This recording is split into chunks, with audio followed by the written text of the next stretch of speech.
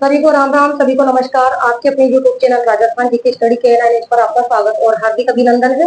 आशा और उम्मीद है कि आप सभी अच्छे होंगे। तो यहाँ पर हम geography, art of culture and history के महत्वपूर्ण क्वेश्चन सॉल्व कर रहे हैं, जो परीक्षा की दृष्टि से आपके लिए काफी है महत्वपूर्ण रहने वाले हैं।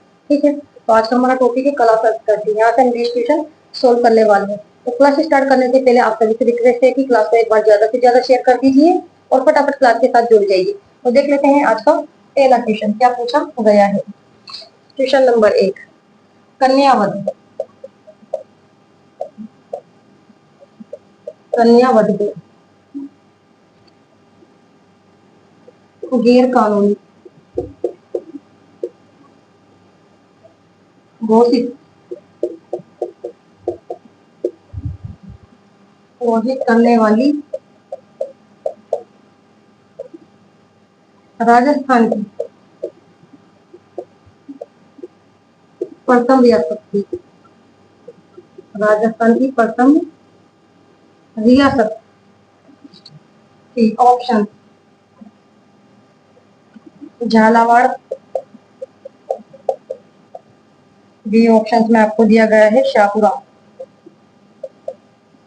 सी ऑप्शन में जयपुर और डी ऑप्शन में आपको दिया गया है कोटा। बताइए भाई क्या करने वाले हो। क्वेश्चन नंबर 1 में क्या पूछा गया है, कन्यावध को गैर कानूनी घोषित करने वाली राजस्थान की प्रथम रियासत थी, जिसके द्वारा कन्यावध पर सर्वप्रथम रोक लगाई गई थी। कौन सी रियासत थी? कोटा रियासत। ठीक है, यहाँ राइट आंसर डी ऑप्शन हो जाएगा। और कोटा रियासत के द्वारा है जो कि कन्यावध पर कब है जो कि रोक लगाई गई थी? 1833।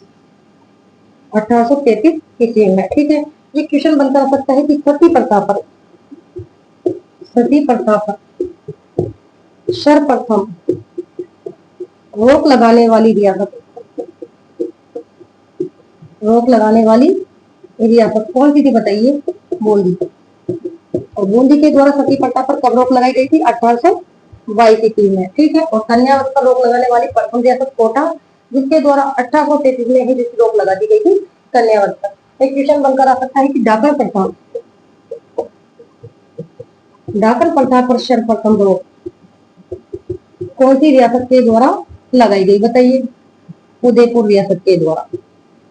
ठीक है, उदयपुर के सूरत सिंह द्वारा कब लगा दी गई थी इस पर रोक? 1853 में। ठीक है, क्वेश्चन बनकर आ सकता है कि डाकन प्रथा पर सर्वप्रथम रोक लगाने वाली रियासत थी राजस्थान की उदयपुर रियासत। और डाकन प्रथा पर सर्वप्रथम रोक किसके द्वारा लगाई गई थी? सूरत सिंह के द्वारा लगाई गई थी। कब? 1853 ईस्वी में। यह क्वेश्चन बनकर आ सकता है। एक और यहाँ से त्याग प्रथा। त्याग प्रथा पर सर्वप्रथम रोक लगाने वाली रियासत थी। सर्वप्रथम रोक कौन सी रियासत के द्वारा लगाई गई थी? जोधपुर के द्वारा। कब लगाई गई थी? 1841 ईस्वी में। ठीक है, या फिर आ सकता है कि मानव व्यापार पर रोक। मानव व्यापार पर सर्वप्रथम रोक लगाने वाली रियासत कौन सी थी? जयपुर रियासत। तो कब रोक लगाई गई थी? 1847 ईस्वी में। ठीक है, क्वेश्चन बनकर आ सकता है। वेरी वेरी मोस्ट इंपॉर्टेंट है। कन्यावध पर सर्वप्रथम रोक लगाने वाली रियासत और कब लगाई गई, या फिर है जो कि सती प्रथा पर रोक लगाने वाली प्रथम रियासत और कब रोक लगाई गई। या फिर आ सकता है त्याग प्रथा पर सर्वप्रथम रोक कौन सी रियासत के द्वारा लगाई गई, या फिर मानव व्यापार पर रोक, या फिर डाकन प्रथा पर सर्वप्रथम रोक। ठीक है, यहाँ से क्वेश्चन बनकर आ सकता है। या राइट आंसर हो जाएगा हमारा डी ऑप्शन। नेक्स्ट क्वेश्चन देख लेते हैं।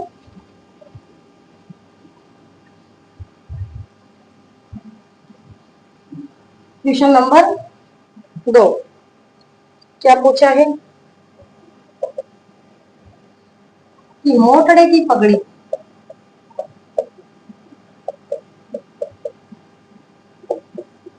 किस अवसर पर पहनी जाती है?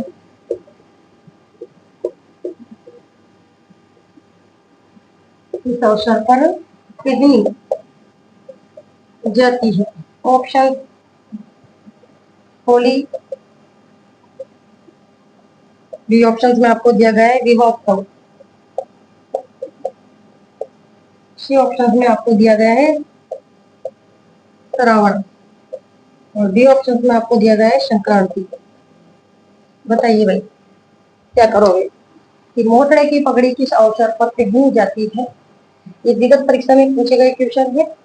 तो परीक्षा में बैठने से पहले आप अपनी तैयारी का स्वयं यहाँ पर आकलन कर लो कि आपके कितने क्वेश्चन राइट निकलते हैं, कितने रॉन्ग। ठीक है, तो मोटड़े की पगड़ी किस अवसर पर पहनी जाती है? आप सभी जानते हैं, विवाह के अवसर। ठीक है, मोटड़े की पगड़ी,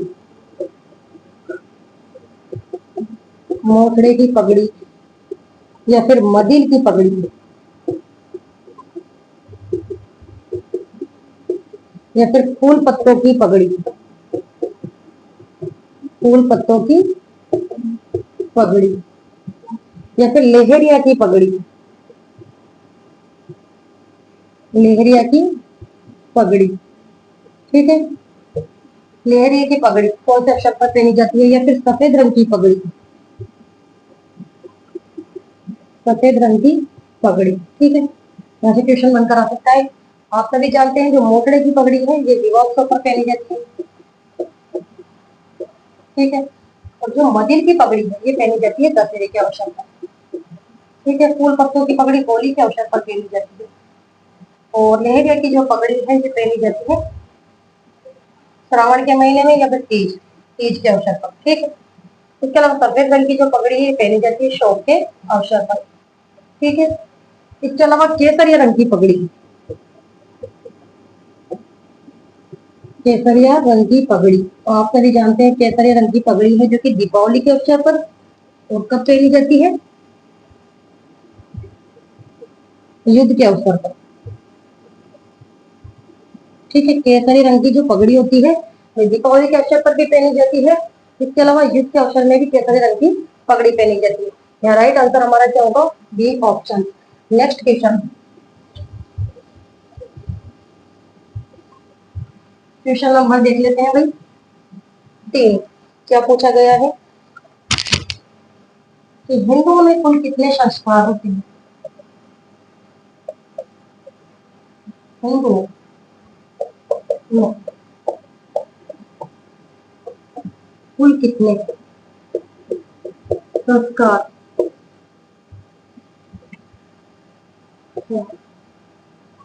संस्कार होते हैं?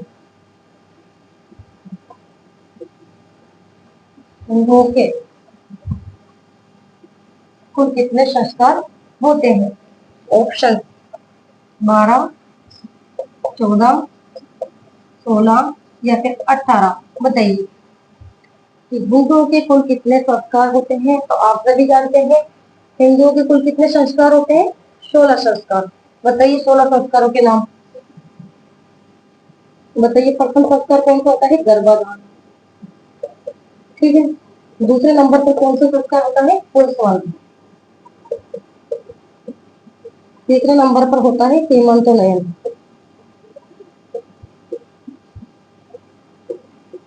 ठीक है, सीमंतोनयन। और चौथे नंबर पर कौन सा संस्कार होता है हिंदुओं का? जातकर्म। पांचवें नंबर पर नामकरण। छठे नंबर पर निष्क्रमण। सातवें नंबर पर अन्न प्रशांत संस्कार। तो 8वें नंबर पर कौन सा होता है? चूड़ा कर्म या बोल दो जड़ूला।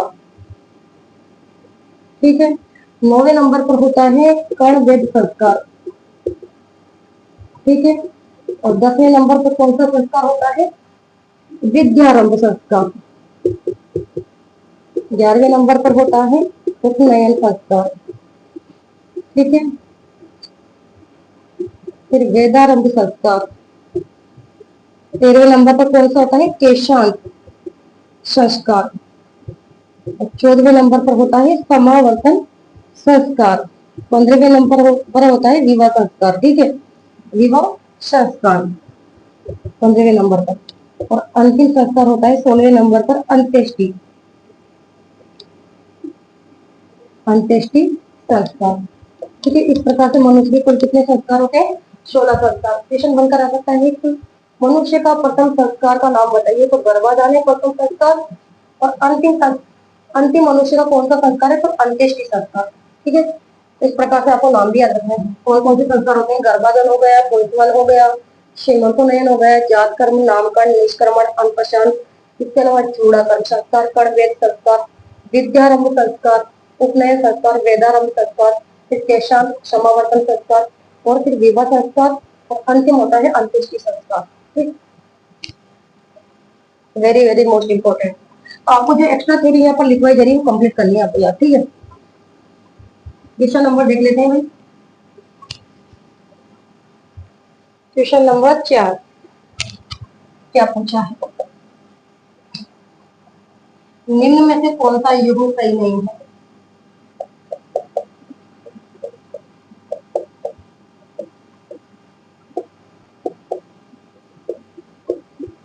सही नहीं है।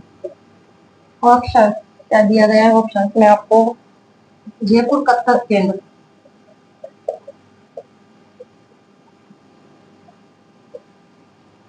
1920। बी ऑप्शन में आपको दिया गया है निम्न में से कौन सा युग्म सही है। ठीक है, राजस्थान हिंदी ग्रंथ अकादमी,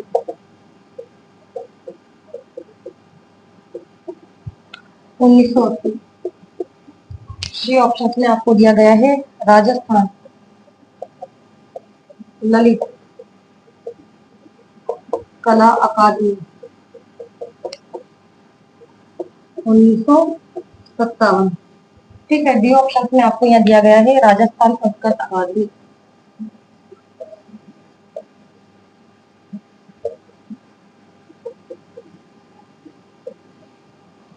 1969। बताइए भाई क्या पूछा है, ध्यान पूर्वक पढ़ो कि निम्न में से कौन सा युग्म सही है। सही युग्म देखना है आपको 4 ऑप्शन में से। देख लीजिए कि जयपुर जो कथक केंद्र है इसकी जो स्थापना है 1982 में थोड़ा की गई थी। कब की गई थी, जयपुर कथक केंद्र की स्थापना 1978 में। ठीक है, ये वाला ऑप्शन गलत है, जबकि यहाँ पूछा गया है कि निम्न में से कौन सा युग्म सही है। सही युग्म बताना है हमें। ठीक है, राजस्थान हिंदी ग्रंथ अकादमी 1980 बिल्कुल गलत। राजस्थान हिंदी ग्रंथ अकादमी इसकी स्थापना कब की गई थी, 1969 में। ठीक है, और कहाँ पर है, जयपुर में। राजस्थान ललित कला अकादमी 1957। ठीक है, 1957 ये वाला ऑप्शन सही है। हमारा राइट आंसर क्या होगा, सी ऑप्शन हो जाएगा। और राजस्थान संस्कृत अकादमी जयपुर में है। तो राजस्थान संस्कृत अकादमी की 1969 में नई स्थापना की गई थी। कब की गई थी राजस्थान संस्कृत अकादमी की स्थापना, 1980 में। ठीक है, ये भी ध्यान रखना है आपको कि राजस्थान जो संस्कृत अकादमी है कहाँ पर है, जयपुर में है और इसकी स्थापना 1980 में की गई। राजस्थान ललित कला अकादमी जयपुर 1957। राजस्थान हिंदी ग्रंथ अकादमी जयपुर है और इसकी स्थापना 1969 में की गई थी। जयपुर कथक केंद्र इसकी स्थापना हुई थी 1978 में। ठीक, या right answer C option.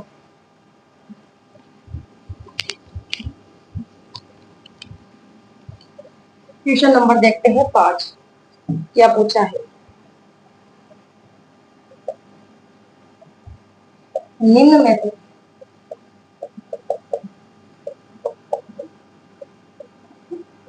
Vijaydan Detha द्वारा नहीं लिखा गया है।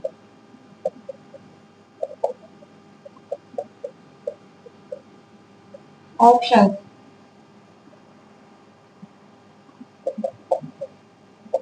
बातारी फुलवारी, बी ऑप्शन में आपको दिया गया है मारो बदलो, मारो बदलो, सी ऑप्शन में रूट और डी ऑप्शन में आपको दिया गया है बलवंत विलास।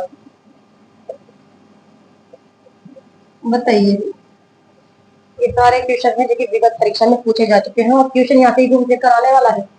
बताइए क्वेश्चन नंबर 5 का राइट आंसर क्या पूछा गया है कि निम्न में से विजयदान देता द्वारा नहीं लिखा गया है। 4 रचनाएं दे रखी है आपको विजयदान देता के द्वारा। कौन सी रचना है, कौन सा ग्रंथ, बलवंत विलास। बलवंत विलास की रचना किसके द्वारा की गई है, सूर्यमल मित्रण के द्वारा। ठीक है, विजयदान देता, विजयदान देता इनको कौन से अन्य नाम से जाना जाता है, बताइए मुझे। बिज्जी के नाम से क्वेश्चन बनता रहता है कि बिज्जी के नाम से कौन से लेखक जाने जाते हैं तो विजय दान देता। और इनकी जो प्रमुख रचनाएं हैं कौन कौन सी है बताइए। एक तो है वातारी फुलवारी, वातारी फुलवारी, या फिर बापू के तीन हत्यारे, बापू के तीन हत्यारे। इसके अलावा चौधराई की चतुराई, या फिर हिटलर, अलेकू हिटलर, अलेकू हिटलर। इसके अलावा उलझन, या फिर मारो बदलो, मारो बदलो, या फिर रूख, या फिर रूख।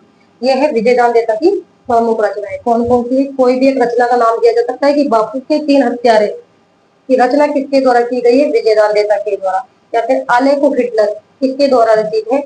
विजय दान देता के द्वारा। या फिर उलझन विजय दान देता के द्वारा। या फिर मारो बदलो के लेखक हैं विजय दान देता। ठीक है, तो रचनाएं भी आपको याद होनी चाहिए। या राइट आंसर डी ऑप्शन हो जाएगा। नेक्स्ट क्वेश्चन,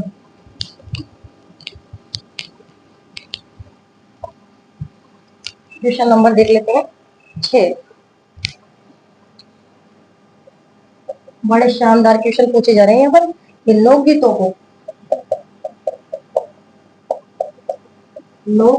को संस्कृति का पहरेदार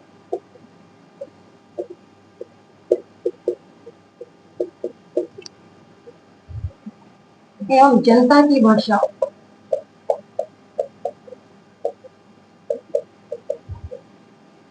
बताया है। Option Pandit Jawaharlal Nehru,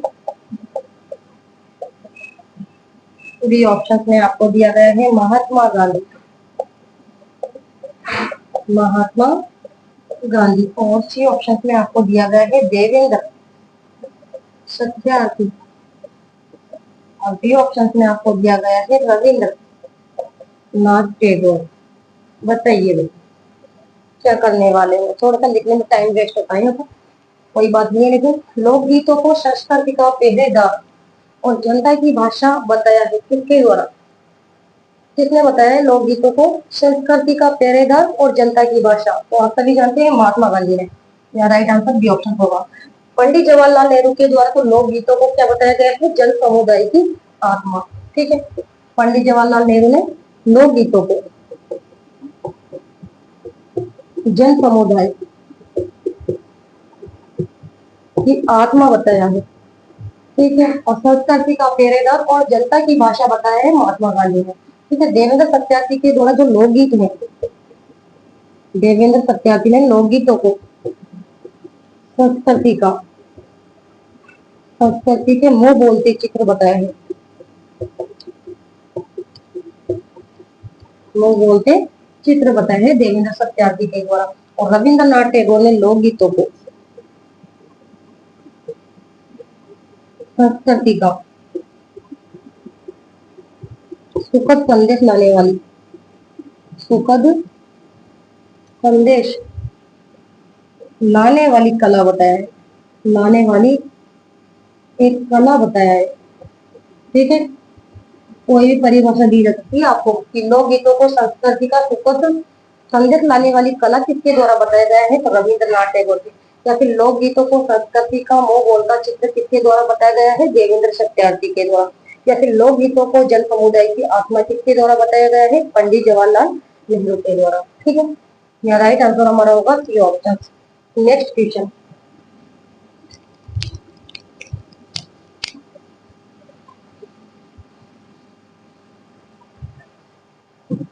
question number देखते हैं भाई 7। पूछा गया है कि गिरिया ने किस बोली को, किस बोली को गीली बोली की संज्ञा दी है?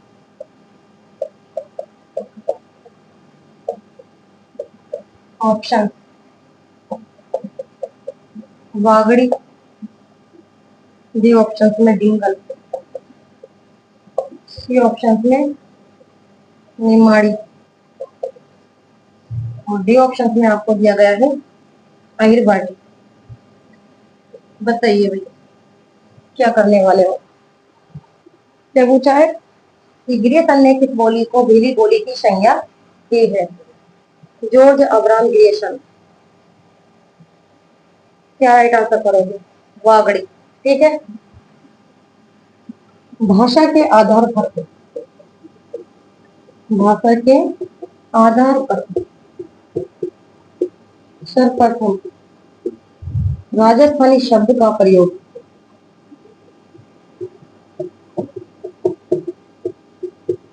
किसके द्वारा किया गया था।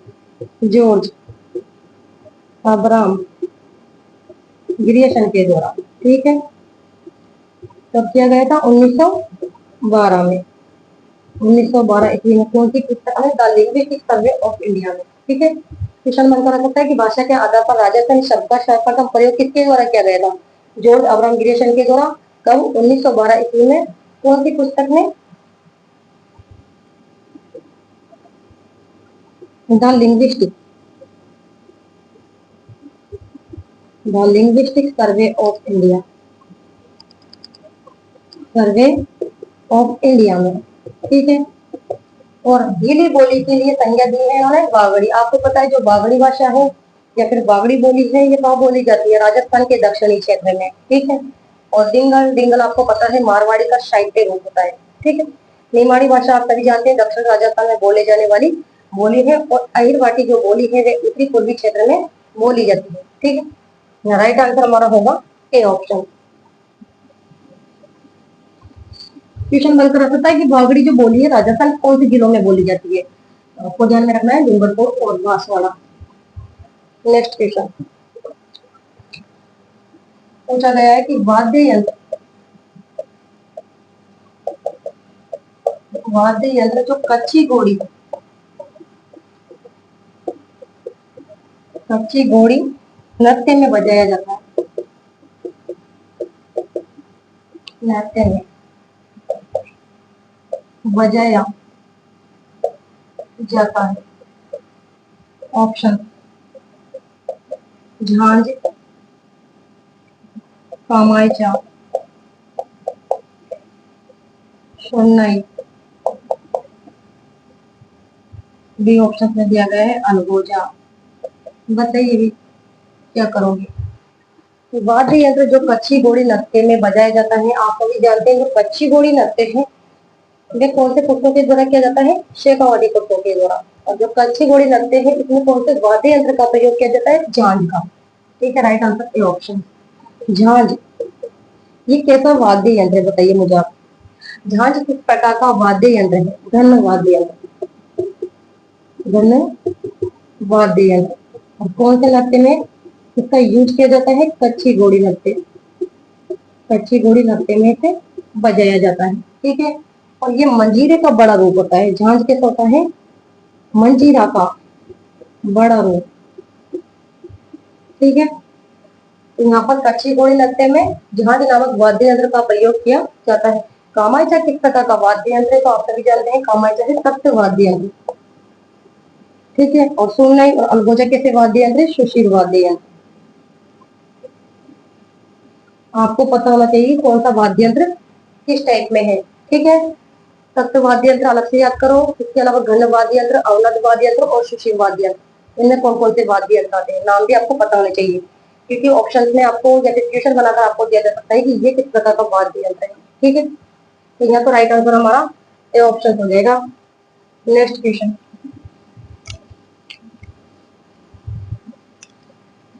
वाद्य यंत्रों को 4 भागों में विभाजित किया गया है। नेक्स्ट क्वेश्चन देख लेते हैं भाई। क्वेश्चन नंबर 9 पूछा गया है कि हलमा क्या है। हलमा क्या है। यहाँ पर आपको दिया गया है कि आदिवासियों में मृत्यु होने पर, आदिवासियों में मृत्यु होने पर दिए जाने वाला भोज, दिए जाने वाला भोज। बी ऑप्शन में आपको दिया गया है सामूहिक सहयोग।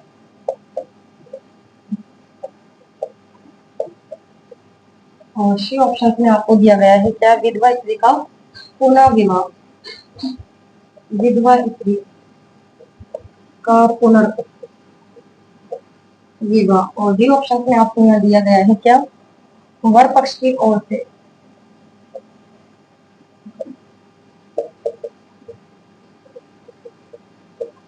दिए जाने वाला भोज।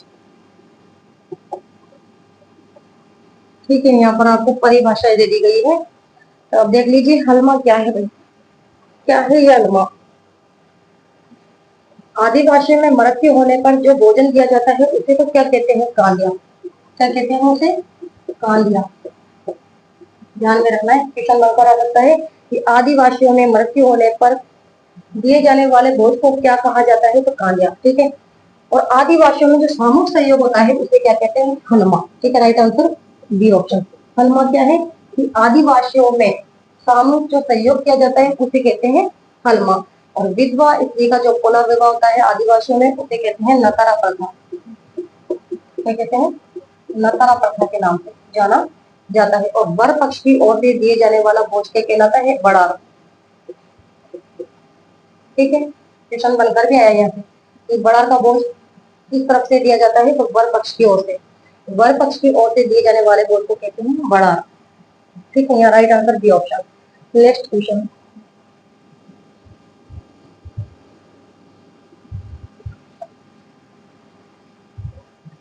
क्वेश्चन नंबर देख लेते हैं 10। चित्रकार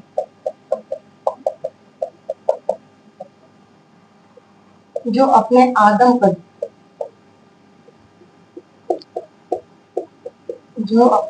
आदमकद व्यक्ति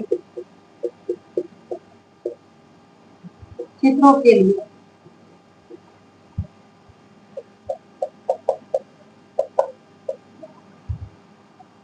जाना जाता है,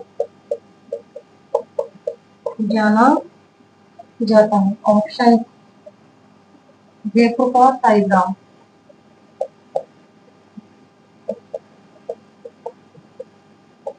बी ऑप्शन में मेवाड़ का साहिब भी।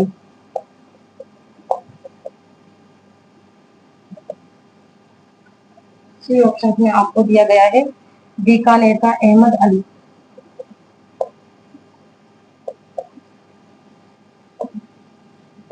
अहमद अली। और डी ऑप्शन में यहाँ दे दिया गया है किशनगढ़ का चंद।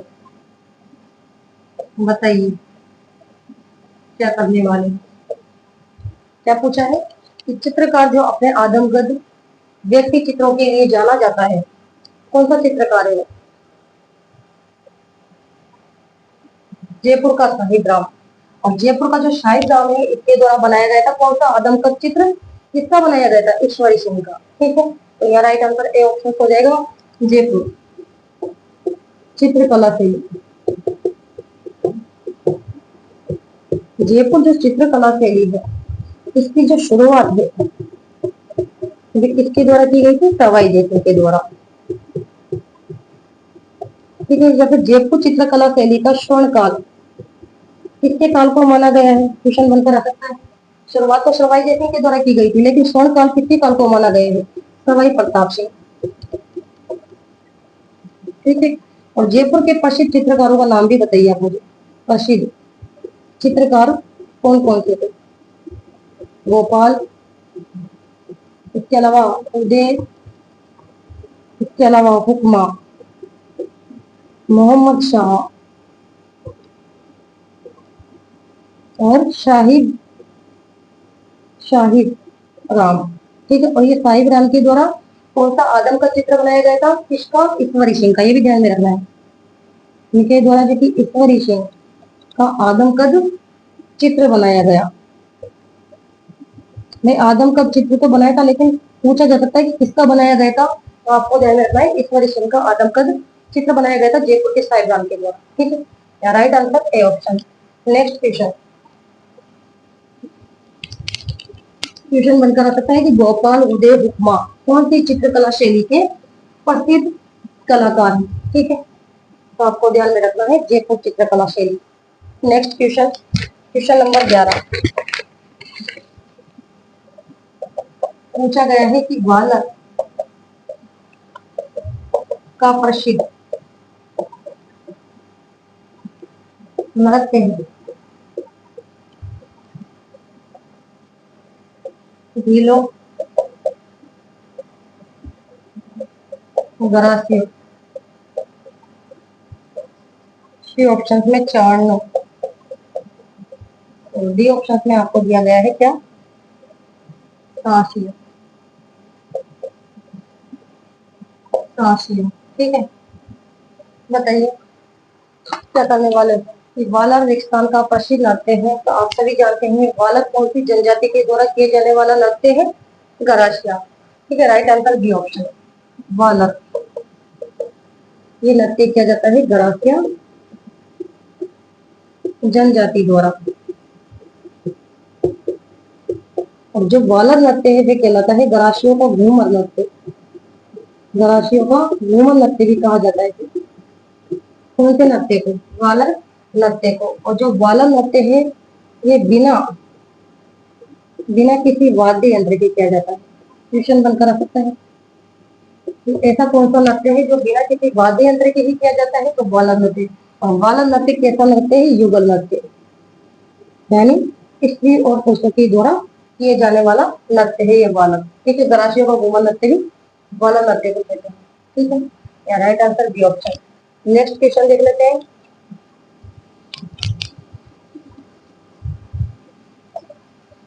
क्वेश्चन नंबर 12 क्या पूछा है, सुमेलित कीजिए। यहाँ पर आपको क्या है, सुमेलित करना है। क्या दिया गया है ऑप्शन में, नौटंकी, मेवाड़। बी ऑप्शन में आपको दिया गया है रम्मत, बीकानेर। सी ऑप्शन में आपको दिया गया है तमाशा, जयपुर। और डी ऑप्शन में आपको क्या दिया गया है, तुर्रा कलंगी, तुर्रा कलंगी, धौलपुर भरतपुर। सुमेलित कीजिए, तो आप इसे सुमेलित करो। ऑप्शन में दिया गया है 1 2 3 4, बी ऑप्शन में 4 3 2 1, सी ऑप्शन में 3 4 1 और 2, और डी ऑप्शन में 4 2 3 1। बताइए क्या करने वाले हैं। सुमेलित कीजिए।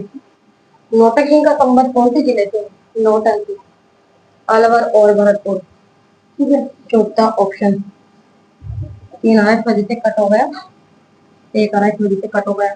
रम्मत का संबंध है जैसलमेर और बीकानेर से, ठीक है। 4 और 2, 4 और 2, ठीक है। इसके अलावा तमाशे का संबंध है जयपुर से, तीसरा ऑप्शन।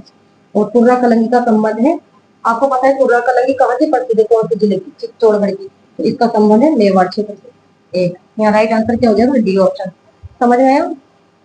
नौटंकी का संबंध आप सभी जानते हैं अलवर भरतपुर जिले से है। रम्मत का संबंध जैसलमेर और बीकानेर जिलों से है। तमाशे का संबंध जयपुर जिले से है। और तुर्रा कलंगी का संबंध चित्तौड़गढ़ जिले से है। यानी हमको यहाँ पर क्षेत्र का नाम दे रखा है मेवाड़, ठीक है। और राइट आंसर हमारा डी ऑप्शन। नेक्स्ट क्वेश्चन,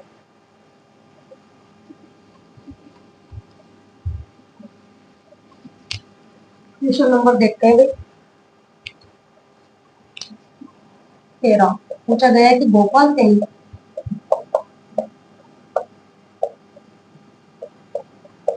सैनिक का संबंध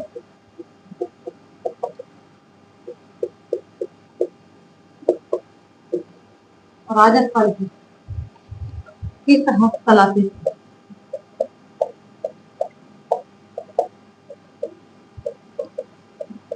ऑप्शन, टेराकोटा, बी ऑप्शन में आपको दिया गया है काष्ठ कला, सी ऑप्शन में सेवा कला, और डी ऑप्शन में आपको दिया गया है ब्लू पोर्ट्री। बताइए भी क्या करने वाले। कि गोपाल सैनी का संबंध राजस्थान की किस हस्तकला से है? कौन सी हस्तकला से है गोपाल सैनी का संबंध? ब्लू पोर्ट्री से। ठीक है, right answer D option. Blue portray Jaipur का क्या है? परंपरागत शिल्प। जयपुर का परंपरागत शिल्प। क्वेश्चन बनकर आ सकता है कि जयपुर का परंपरागत शिल्प है ब्लू पोर्ट्री। और ब्लू पोर्ट्री की कला को कौन लेकर आए थे? मान सिंह प्रथम। मान सिंह प्रथम लेकर आए थे। तो ब्लू पोर्ट्री का जो स्वर्ण काल है या फिर सर्वाधिक विकास, स्वर्ण काल या फिर पूछे आपसे सर्वाधिक विकास कौन से शासक के समय हुआ? तो राम सिंह द्वितीय, आपको ध्यान में रखना है, दोनों में अंतर है। तो ब्लू पोर्ट्री की कला को कौन लेकर आए थे? मान सिंह प्रथम। और ब्लू पोर्ट्री का सर्वाधिक विकास हुआ था राम सिंह द्वितीय के समय।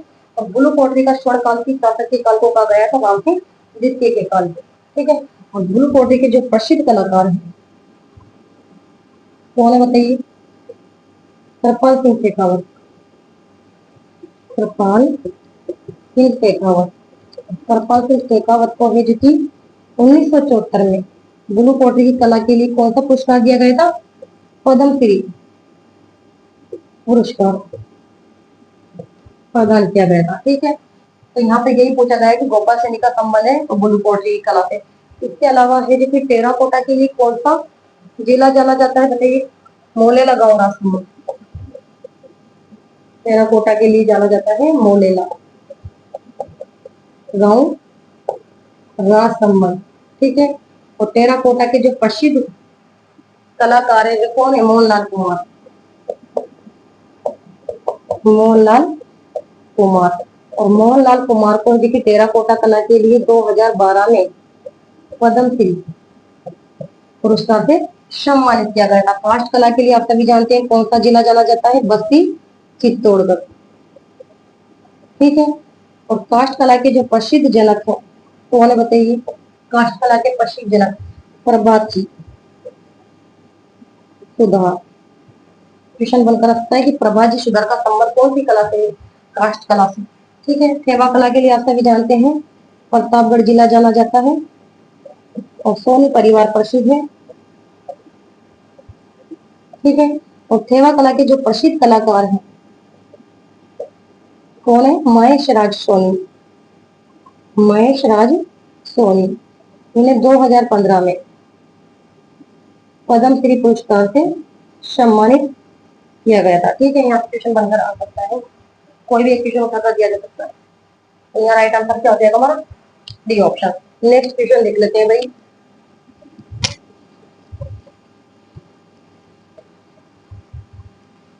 Question number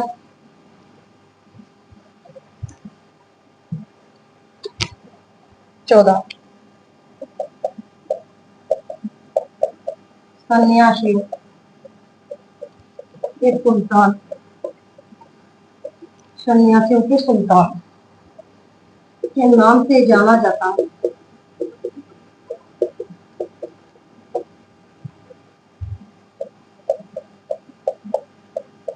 option Khwaja Moinuddin Chishti. B option में आपको दिया गया है हमीनुद्दीन नागौरी। सी ऑप्शन में आपको दिया गया है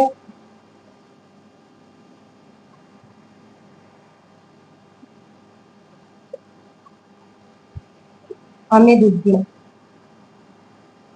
गागरोनी।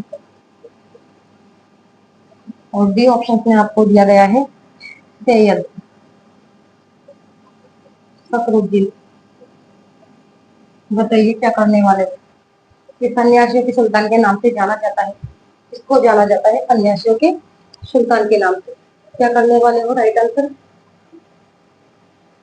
हमीदुद्दीन नागौरी। ठीक है, सन्यासियों के सुल्तान के नाम से। लेकिन जो ख्वाजा मोइनुद्दीन चिश्ती है इन्हें तो किस नाम से जाना जाता है? ख्वाजा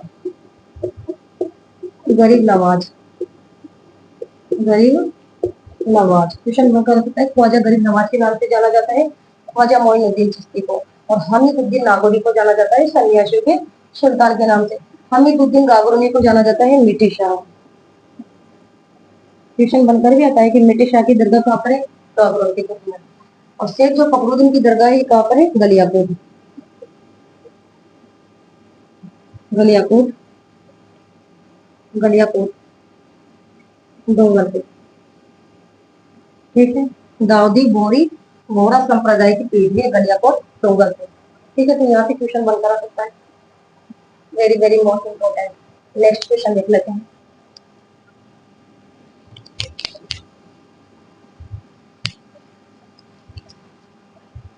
क्वेश्चन नंबर 15 पूछा गया है कि राजा अजमान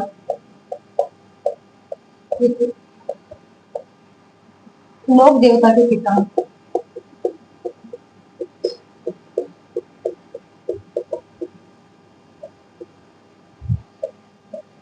ऑप्शन रामदेव जी, बी ऑप्शन में देवनारायण जी, सी ऑप्शन में आपको दिया गया है पामू जी, और डी ऑप्शन में दे दिया गया है गोगा जी। बताइए क्या करने वाले हैं? ज्ञानपूर्वक पढ़ो। क्वेश्चन नंबर 15 का राइट आंसर आप मुझे फटाफट बताओ। क्या करोगे कि राजा अजमल किस लोक देवता के पिता थे? तो आप सभी जानते हैं रामदेव जी। क्या right answer a option Ramdev ji. इनका जो जन्म है ये कहाँ पर हुआ था? हिंदू काश्मीर, हिंदू काश्मीर बाड़मेर में। ठीक है, पिता का क्या नाम था? अजमान। और माता का नाम? क्वेश्चन बनता रह सकता है कि रामदेव जी के पिता का नाम अजमान था और माता का क्या नाम था? मीणा देव। और पत्नी का नाम? नेतल देव।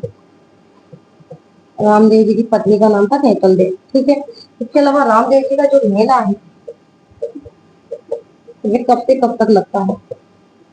तो भाद्रपद शुक्ल द्वितीय से एकादशी तक चलता है ये मेला रामदेव जी का। ठीक है, या फिर पूछा जा सकता है कि रामदेव जी के घोड़े का क्या नाम था? तो लीला घोड़ा। ठीक है, या फिर रामदेव जी के द्वारा समाधि कब ली गई थी? बताइए। तिथि का नाम दिया जा सकता है आपको कि रामदेव जी के द्वारा कब समाधि ली गई थी, कौन सी तिथि को समाधि ली गई थी? तो आपको ध्यान में रखना है भाद्रपद शुक्ल एकादशी। ठीक है, इस तिथि को रामदेव जी के द्वारा समाधि ले ली गई थी। इसके अलावा जो रामदेव जी है उनके जो वजन होते हैं इनको क्या कहते हैं? ब्यावले। ठीक है, और रामदेव जी की जो ध्वजा होती है इसको जाना जाता है पचरंगी, पचरंगी पताका के नाम से। ठीक है, और रामदेव जी की आराधना में कौन सा नृत्य किया जाता है? तेरा ताली नृत्य किया जाता है। ठीक है, क्वेश्चन बनकर आ सकता है कि रामदेव जी की आराधना में कौन सा नृत्य किया जाता है? तेरा ताली नृत्य। जैसे रामदेव जी के द्वारा कौन से पंथ की स्थापना की गई थी? बताइए, कौन से पंथ की स्थापना की गई थी रामदेव जी के द्वारा? कामड़िया पंथ।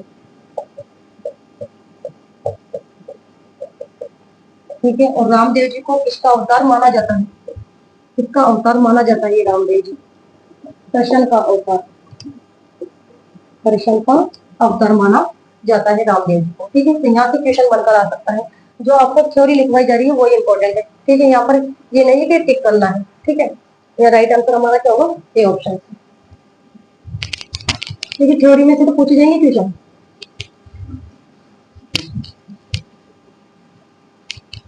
क्वेश्चन नंबर देख लेते हैं।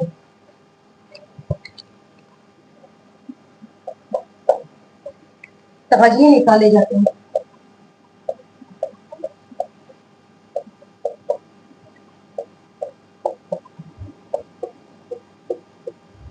ताजिए निकाले जाते हैं रमजान माह में, बी ऑप्शन में मुहर्रम, महा में सी ऑप्शन में आपको दिया गया है जिलहिज महा में, और डी ऑप्शन में आपको दिया गया है शव्वाल माह में। बताइए भैया ताजिए किस माह में निकाले जाते हैं? बताइए कब निकाले जाते हैं ये ताजिए? मुहर्रम के माह में, ठीक है, यानी मुहर्रम के अवसर पर निकाले जाते हैं ये ताजिए।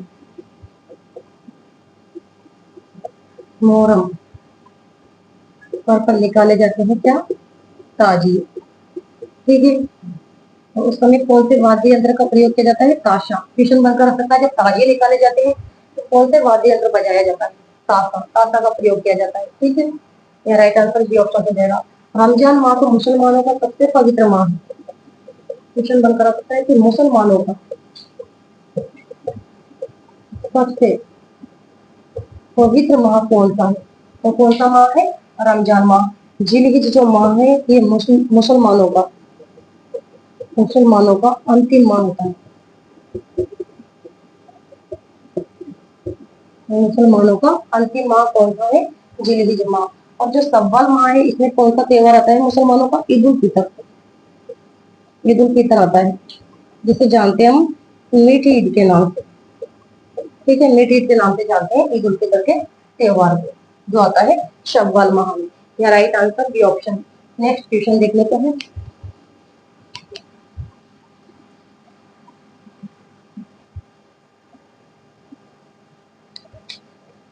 क्वेश्चन नंबर 17 क्या पूछा है कि विक्रम संवत के अनुसार, विक्रम संवत के अनुसार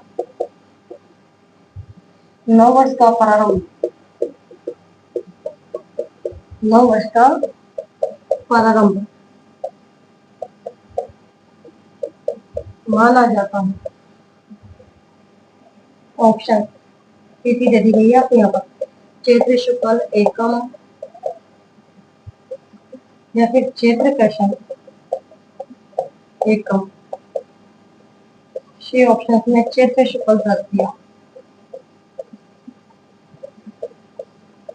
या फिर डी ऑप्शन में दिया गया है वैशाख कृष्ण तृतीया। बताइए भाई क्या करने वाले हो? कि विक्रम संवत के अनुसार यदि नव वर्ष का प्रारंभ माना जाता है, कौन सी तिथि को माना जाता है नव वर्ष का प्रारंभ? देख लीजिए आप, चार ऑप्शन है आपके पास। भाई चैत्र कृष्ण एकम क्यों करते हो आप? यहाँ पर तो राइट आंसर ए ऑप्शन तो हमारा चैत्र शुक्ल एकम, ठीक है।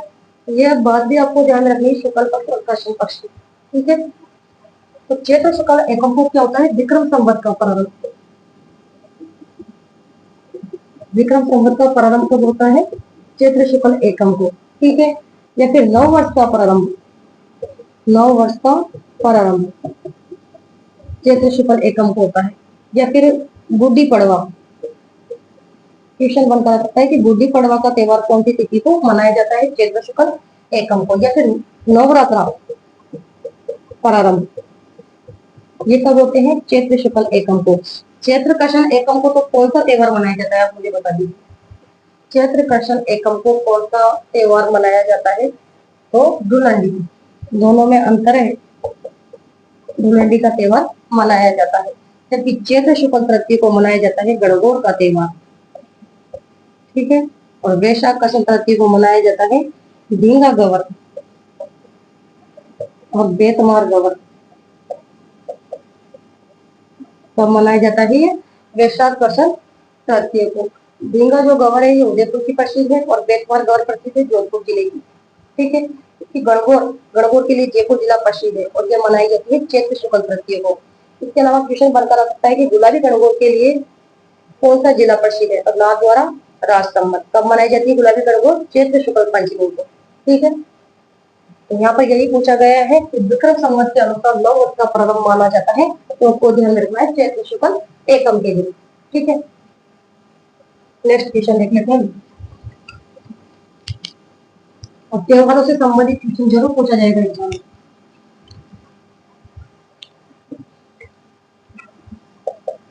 क्वेश्चन नंबर 18 केला देवी का मंदिर स्थित है।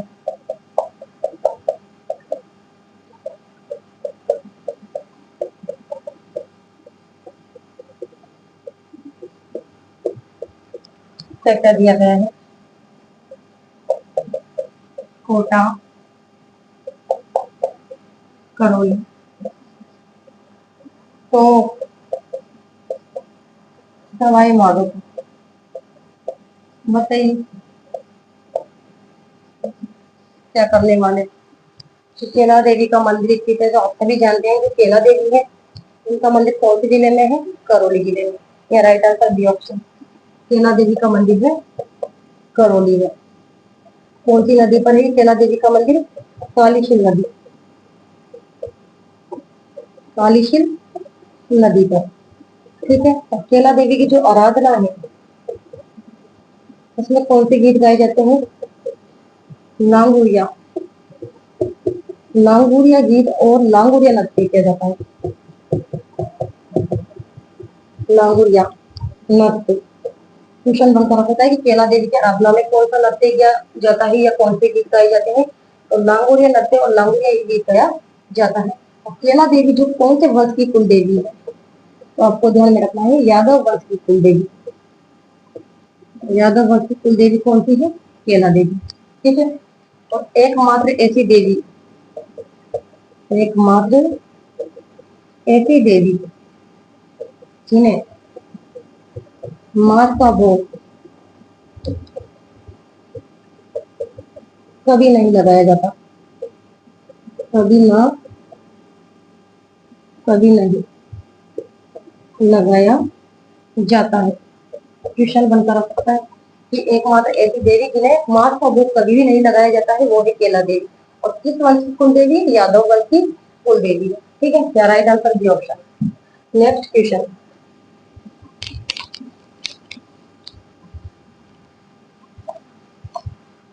क्वेश्चन नंबर देखते हैं भाई 19।